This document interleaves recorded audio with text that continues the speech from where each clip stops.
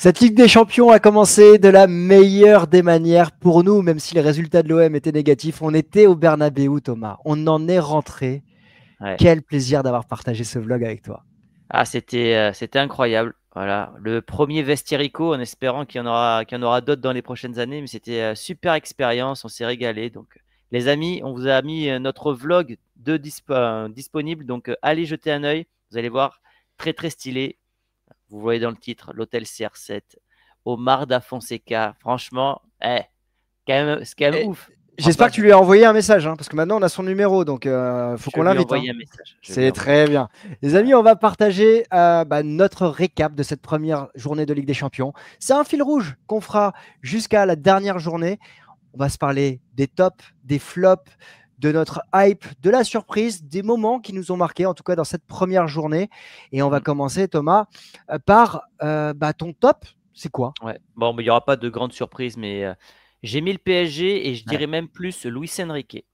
Oh, Ouais, parce que c'est une équipe qui est allée en finale du Mondial des clubs, qui a une préparation totalement tronquée, qui s'est présentée lors de ce premier match de Ligue des Champions avec quand même pas mal d'absents, puisque Mayoulou était titulaire. Alors tu me diras, ok, Gvara, Barcola, mais Gvara, il revenait de blessure. C'est pas non plus un Gvara à 100%. diminué, on va dire, mais pas de blessure Diminué, non mais plus. Il est c'était pas sorti. l'attaque titulaire. C'était pas l'attaque titulaire. Et malgré ça, malgré le fait qu'ils aient remporté le Graal, ils sont repartis en étant l'équipe la plus impressionnante sur le premier match. C'était pas l'Atalanta de Gasperini, je te l'accorde, mais moi j'ai été incroyablement subjugué par ce collectif huilé, sa coulisse, ses parkers. Et quand je vois la différence avec le Ouais, Real, la tartine, hein. ah ben oui, oui. Ah oui, non mais vraiment, je suis choqué. Je suis choqué du niveau du PSG là. Je te le dis. Donc, franchement, les travaux qu'il a fait, ce gars-là, que j'ai critiqué, hein, bah, là, j'applaudis. C'est beau. Bon, je te l'accorde, c'est un des tops de cette première journée de Ligue des Champions. Après, moi, je maintiens que le Gvara de ce début de saison est plus fort que le Doué de ce début de saison, avant la blessure de Doué. Que Barcola, ça reste un très bon début de saison et ça reste titulaire de cette équipe. Mayoulou, ok, c'est pas titu, mais derrière, tu as quand même une équipe à part Chevalier qui a été championne d'Europe. Donc, tu as quand même ton socle de base. Donc, c'est logique aussi qu'on attende de ce PSG d'être là. Ils ont répondu présent. Bravo, c'est Ouais, fort ce que fait Luis Enrique. Ce qui est impressionnant, c'est que voilà, sans laps de temps de préparation, ils sont présents ouais, parce que dès le début et c'est tu fort. regardes Chelsea et le Real, c'est pas aussi impressionnant. Ils sont allés très loin à la Coupe du Monde des clubs, hein.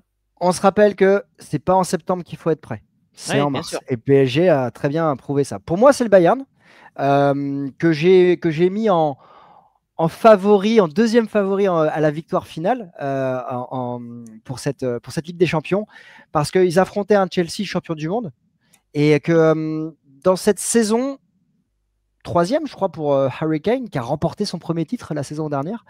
On va avoir un joueur qui a peut-être s'est débridé complètement, qui est complètement relâché et qui peut amener Vincent Kompany très très loin dans cette compétition.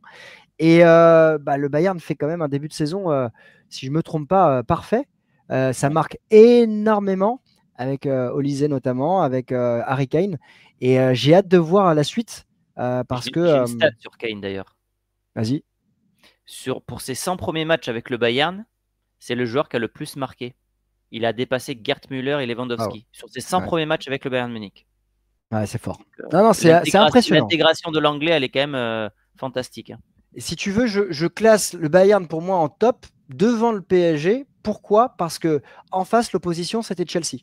Tu as raison. Et, Je prends l'argument. Chelsea, c'est le champion du monde en titre et qui arrive avec un effectif aussi. Ouais, qualitatif. Même si j'ai un doute sur Voilà. la défense, personnellement. Je suis pas emballé par cette défense. Ouais, Pour le milieu de terrain et c'est l'attaque, j'aime toujours le bien. point. Ouais. Mais c'est vrai que la défense, c'est pas fantastique. C'est pas folichon, folichon. Exactement. Euh, c'est quoi alors, tu as commencé avec le top. Ouais, Moi, commence. je vais parler de mon flop. Je vais commencer par mon flop de cette première journée. Alors, je les attendais pas non plus top 8, mais la performance de l'AS Monaco à Bruges, certes, le club Bruges est un habitué maintenant de la Ligue des Champions, on l'a vu la saison dernière, mais c'était infâme de Clique sur l'AS la rencontre, Monaco. tu sais, qu'on voit Oui, les, pardon, t'as les raison. buteurs et ça, ouais. Parce que cet AS Monaco arrive et derrière, bah, en fait, on s'attend quand même avec un effectif qui n'a pas forcément trop évolué à avoir des certitudes. Ils sont malmenés, ils peuvent mener 1-0 sur un penalty qui est complètement raté de la part Mm. d'Akliouche. Alors c'est vrai que c'est Mignolet qui l'arrête, mais bon, il est très mal tiré. Et après, ils en prennent 3 en 10 minutes. Ouais. C'est pas Ouais, je suis Real d'accord. Madrid non plus, Bruges, hein, que tu vois. Non, c'est pas le Real Madrid, mais à domicile, c'est toujours une équipe qui est un peu chiante à jouer. Et puis, heureusement que C'est vrai. Fatih, on va dire, réduit l'écart, parce que sinon, 4-0, ça aurait été quand même très, très violent, hein, même si 4-1, c'est pas. Ouais, donc je suis plutôt déçu de Monaco en Ligue des Champions. Ils nous ont habitués à mieux, mais bon, on verra par la suite. Moi, j'ai mis Benfica. Ouais, je Benfica comprends. Ouais, qui a un tu m'étonnes. tableau terrible. Je sais pas si tu pourras nous le partager après, Je le vais le tableau de partager. Benfica en Ligue des Champions. Je le Et cherche tout c'était de le suite. match. C'est vraiment le match, quand tu vois leur tirage, où ils doivent prendre 3 points. Et Attends, je vais voir. regarde ça. Ah non, mais regarde. Ah ouais, Chelsea, Ah oui, Newcastle, oui, Bayer Leverkusen, Amsterdam, Naples, Juve, Real. Oh ouais, mais oui. d'accord. Ah Oh oui, mais c'est. maman. Mais on va se Oui. régaler avec José Mourinho. Eh ben oui, puisque Mourinho, nouvel entraîneur de Benfica, et le 28 janvier prochain, on aura de Mourinho contre le Real Madrid. Ah, c'est bon. Et donc, ouais, c'est un gros flop parce que je me dis, est-ce que là, ils n'ont pas déjà acté le fait qu'ils ne vont pas se qualifier? Franchement, j'ai des gros doutes là maintenant.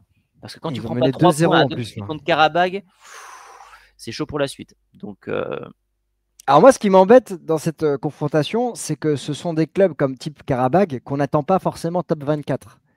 Et tu vois, par rapport à ma Ligue des Champions à moi, avec l'OM, de voir Karabag aller gagner à Benfica, à l'extérieur en plus, un, ça m- ça tu m'embête veux un dire, peu tu veux dire par pour la rapport à qualif l'OM. de l'OM ou Ouais, c'est. par rapport à la qualif de l'OM, tu vois, je Ouais, trouve que mais ça non, ils vont m'embête un pas aller peu. chercher d'autres victoires derrière, je pense. Ouais, mais bon, Non, non, moi, tu penses que ça. Ouais, alors toi, tu le verrais non. plus du côté Benfica a déjà perdu 3 points, donc l'OM peut avoir un avantage. Ouais, Ok, plutôt dans ce sens-là. ok, je prends. Bon, en tout cas, on va se régaler avec José. Et je Ouais, crois que de ton côté, tu as ton acolyte de Chronique Foot, donc Guillaume, qui sera ouais. présent pour Benfica Real. Je spoil déjà la Exactement. suite, mais c'est vrai que Exactement. Voilà, on aura le correspondant sur place pour ce Benfica Real, donc ça va être très chouette. on grandit. On grandit dans le groupe, on grandit. Bon, alors, on aurait pu parler aussi d'Arsenal, évidemment, en top, parce qu'il faut Ouais, gagner à Bilbao, c'est c'est vrai. très On dur. aurait pu Ouais. parler de plusieurs clubs, voilà. Mais on va parler maintenant, c'est quoi? C'est la hype ou la surprise?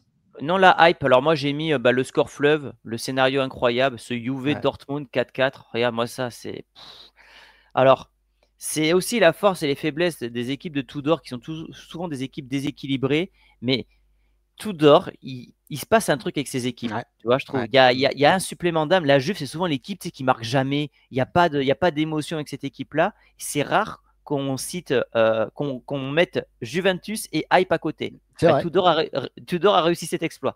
Donc, il y a eu du mercato, il y a eu Jonathan David, il y a Openda, il y a. Ouais, cette équipe, j'ai envie de la suivre. Ah, Surtout Yildiz aussi. Non, mais Yildiz, il est Yildiz, incroyable.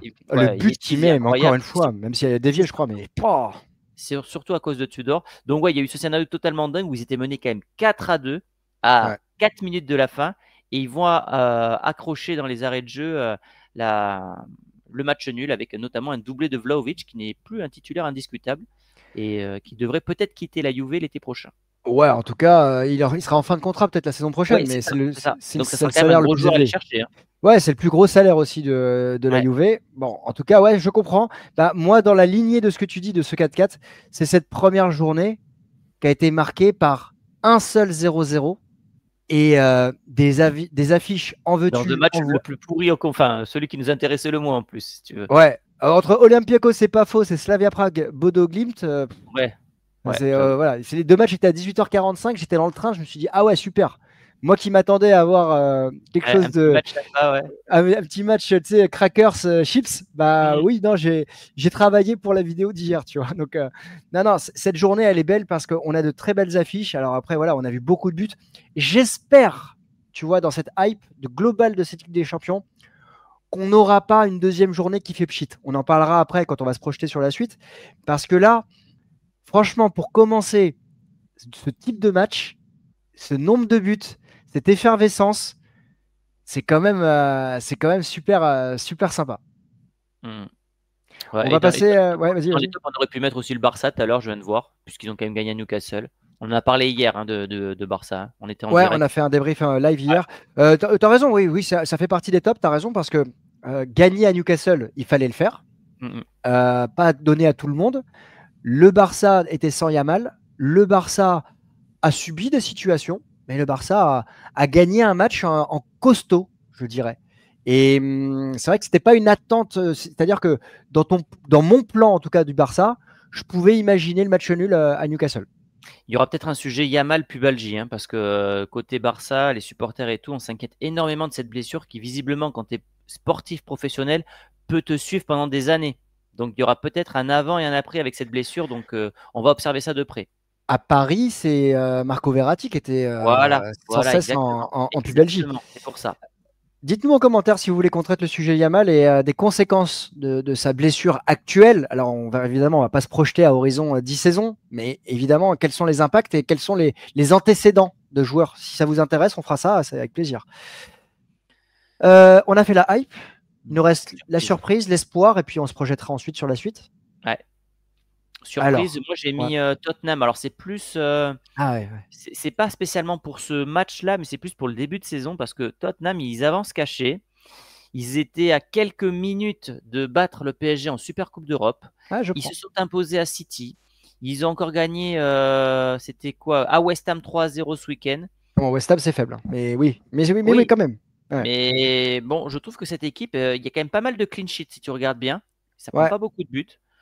Donc cette équipe, elle est à suivre. Il y a un nouvel entraîneur que je ne connais pas bien du tout, donc c'est pour ça que je vais suivre. Mais cette équipe à suivre, battre Villarreal, pareil, c'est jamais facile, même si bon Thomas là pour le coup Frank. ils étaient à domicile. Mais donc voilà, je voulais mettre un petit point sur Tottenham parce que ça fait plusieurs fois que je vois des scores favorables contre des grosses écuries.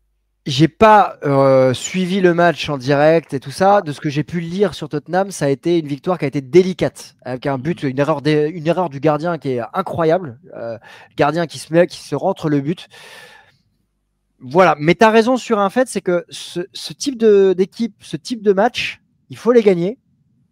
Et Tottenham, ça avance quand même en épouvantail peut-être. Mm, mm. Moi, ma surprise, eh ben, c'est la porosité de cette défense de Liverpool. Alors, je m'explique. Bah, tu peux nous Liverpool mettre était à l'écran le match, Ah Chris? pardon, oui, oui, ça y est, je l'avais mis chez moi. Liverpool, évidemment, est l'un des très grands favoris, si ce n'est le très grand favori de cette victoire finale avec le PSG, avec le Barça, peut-être aussi avec le Real ou d'autres. Tu mènes 2-0 au bout de 6 minutes chez toi à Anfield, et encore une fois, tu te fais rattraper. C'est-à-dire que contre Newcastle, ça avait déjà été le cas. Là, tu fais bis repetita. Contre Bournemouth, sur première journée, c'était déjà le cas. Donc, comment on voit les choses? Est-ce qu'il faut voir le verre à moitié plein avec ces victoires dans les dernières minutes à chaque fois qui marquent les esprits? Et donc, tu te dis, tu as un supplément d'âme. Ou est-ce que, bah, il y a un moment, ça va friter? Et je ne l'ai pas mis en flop, je l'ai mis en surprise parce que ils savent qu'il ne faut pas être forcément présent à ce moment de la saison. C'est plutôt en mars, ce qu'ils ont loupé la saison dernière. Exactement. À suivre. Puis bon, Wirtz et Isaac sont pas encore intégrés. Llorente, qui est la bête noire de Liverpool, dès Ouais. qu'il rencontre Liverpool, il marque sans arrêt ce mec-là. Et puis surtout, cruel pour les Colchoneros, puisque but dans les dernières minutes de Van Dijk, insulte sur Simeone d'un Ouais. supporter, c'est parti en live. Donc c'est toujours des matchs particuliers, Liverpool-Atlético. Et je vais te dire un truc, ce Liverpool-Atlético et ce City-Naples, ça m'a déçu. Parce qu'en fait, je Ouais. commence à regarder Liverpool au bout de 6 minutes, 2-0, j'ai fait OK, je change, je passe sur le PSG. Et City-Naples, 18 minutes de jeu, carton rouge de Di Lorenzo, c'était le match que je voulais voir absolument. J'étais vraiment dégoûté de la tournure du scénario, d'autant plus que De Bruyne est sorti. Bah, c'est ça qui m'a dégoûté. En fait, là, en termes de management, Ouais, c'est Conte. pas malin de la part de Conte, je pense. Ah ouais. Alors, je comprends après, tu vois, ok, lui, il va penser tactique, il va penser ballon, il va penser victoire à la fin. Est-ce que Mm. tu perds pas ton joueur en faisant ça quand même? Mm. Parce que tu Ah, je vois, sais il n'y a pas. pas d'émotion De Bruyne quand il sort, il a l'air, tu sais, il est impassible, etc. Mais moi, ça m'a saoulé. Ça m'a Ouais, je suis saoulé. d'accord. Et Haaland, qui au passage a battu tous les records, 49 matchs, 50 buts. Il bat le record de Ruud van Nistelrooy. Je suis allé voir ce matin, c'était 62 matchs. Ouais, Ruud. Voilà. Et Mbappé, parce qu'on compare souvent Mbappé avec Haaland, avait mis 79 matchs pour atteindre la barre des 50 buts. Donc, on n'est pas sur le même ratio. Et Haaland qui peut viser les sommets vu son jeune âge. Je vais te partager juste un élément que j'ai rajouté. Moi, c'est mon espoir, évidemment. J'en profite. J'ai un espoir dans cette Ligue des Champions. C'est après la performance qu'on a vue tous les deux au Bernabeu, j'ai l'espoir de voir cet OM faire quelque chose. Cet OM, malgré la défaite, malgré aussi une domination dans les 20 premières minutes du Real qui était logique. On est au Bernabeu, on a une équipe formidable en face de nous. Bah, j'ai trouvé que cette équipe, elle avait su avoir des ressources, avoir du courage, surtout à 11 contre 11, moins à 11 contre 10, c'est dommage. Mais elle a su faire mal à ce Real Madrid parce que j'ai vu plusieurs situations qui m'ont fait plaisir pour aller gagner des matchs face à des adversaires qui seront peut-être moins forts que ce Real. Et donc, j'ai l'espoir de voir cet OM faire un résultat face à l'Ajax dans 10 jours au Vélodrome pour le retour de l'OM en Ligue des Champions. Il s'est incliné en plus à domicile contre l'Inter, ouais, avec un doublé de Thuram. Voilà, Ouais. c'était mon motif d'espoir. Après, je ne sais pas si tu en as un ou pas, mais en tout cas, c'était un élément. Pas spécialement, non. On va se projeter sur la deuxième journée. Ouais. Alors toi, tu as un déplacement de malade. Ouais, c'est frontière chinoise. Là, on va au Kazakhstan. Ça sera un match à 18h45. Donc, ce qui est cool, c'est que normalement, j'aurai ma soirée derrière pour mater d'autres matchs. Marseille, par exemple. Exactement, pourquoi pas. Kairat Almaty, Real Madrid, normalement, le Real doit confirmer et prendre 6 points sur 6. Et après, dans les autres matchs, parce que je découvre... il y a Chelsea-Benfica. En fait, Mourinho, il retrouve la Ligue des Champions à Stamford Bridge. C'est magnifique. Le storytelling, il est dingue. Ouais.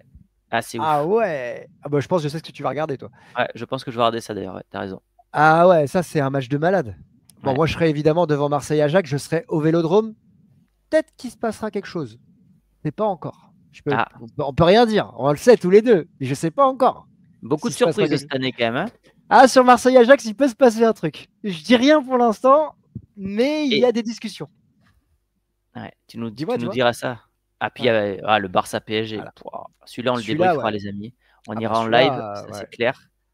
Monaco City, pas mal. Il y aura peut-être une couverture spéciale sur Barça PSG. Peut-être qu'on fera un focus. Un avant-match particulier, tu veux dire? Ouais. Je pense que ça mériterait. C'est clairement l'affiche qu'on voulait voir l'année dernière pour la finale. C'est le Vestirico à l'envers. C'est l'autre Vestirico, exactement. Ah putain, ça va être énorme ça. Celui-là, on sera en live débrief le mercredi, c'est certain. Ouais. Ça va être chaud, ça va être un beau match. Je me languis. Alors après, évidemment, j'espère que Yamal sera de retour. Pas forcément pour taper le PSG, c'est juste pour avoir la beauté de plus de joueurs. Si Doué est de retour, si Dembélé est de retour, même si j'ai des doutes. Joao Neves aussi, tu vois. J'aimerais voir les plus belles stars sur le terrain. Après, il arrive peut-être un peu tôt. Mais t'as un maillot du Barça, toi, ou pas? Non, j'ai pas de maillot du Barça. Quoique si, j'en ai un de Ronaldinho qu'on m'avait offert. Tiens, j'en ai un de Ronaldinho. Ouais. Et voilà, on mettra peut-être le maillot alors. Toi, t'as le maillot du PSG? Ouais, je dois en avoir un, je pense. Oh, je savais pas ça, dis donc. Si, mais j'ai plein de maillots. J'ai une cinquantaine de maillots. J'ai plein d'équipes. J'ai City, j'ai Arsenal, j'ai l'Inter. J'ai plein de maillots, moi. Je collectionne. Ah, mais j'ai autre chose qui peut être sympa. Peut-être qu'on fera une soirée spéciale, les amis. Et après, dans les autres matchs, rien de foufou, sinon.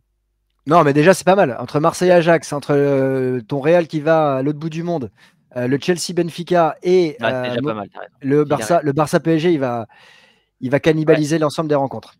Yes, les amis. Merci beaucoup pour votre fidélité. Nous, on se retrouve, Chris, lundi. Lundi, tranquillou. Lundi, tranquillou. Tranquillou, j'espère, parce qu'il y a Marseille PSG, donc on va le débriefer à froid. On se retrouve #vlog. Voilà, si vous n'avez pas vu le vlog, il s'affiche là, à côté, ici, à droite, à gauche, au-dessus. Vous avez le lien. Merci pour votre force, merci pour le soutien, merci pour vos likes et on se retrouve lundi. Bon week-end, les amis. Ciao. Ciao.